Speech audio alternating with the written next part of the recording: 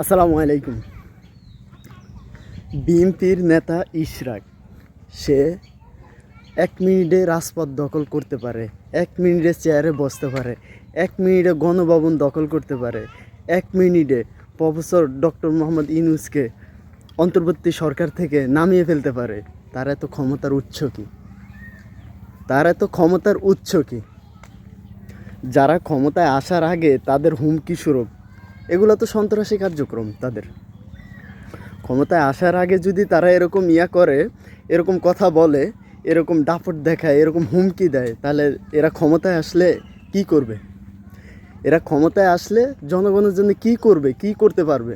এটা যদি এখন না বোঝে তাহলে মানুষ আর কখন বুঝবে?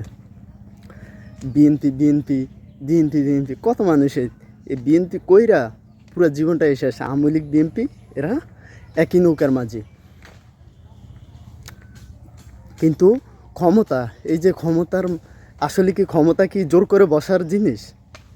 ক্ষমতায় কি জোর করে বসার জিনিস? এটা ক্ষমতার মালিক হচ্ছে জনগণ। ক্ষমতার মালিক জনগণ। জনগণ যাকে ভালো লাগবে, যাকে জনগণ পছন্দ করবে, যাকে ভালো মনে করবে তাকে বসাবে।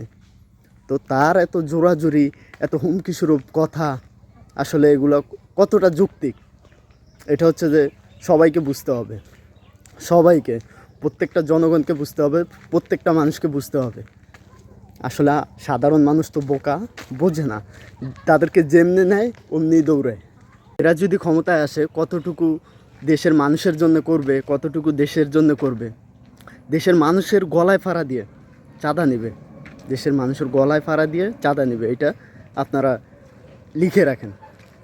বিএনপি যদি আসে দেশের মানুষের গলায় ফাড়া দিয়ে চাঁদা নেবে। তো এখন আমাদের উচিত এখন থেকেই সতর্ক হওয়া, এবং বিএনপি থেকে যে সকল ভাইয়েরা এখনও বিএনপিতে আছেন তারা হচ্ছে যে এর থেকে পদত্যাগ করেন, এদের থেকে বেরিয়ে আসেন, এইসব দল থেকে আপনারা বেরিয়ে আসেন। দেশ এবং দেশের মানুষের পাশে থাকুন, ন্যায়ের পথে থাকুন, হকের পথে থাকুন। ইনশাআল্লাহ দেশ এবং জাতি সবার মঙ্গল হবে।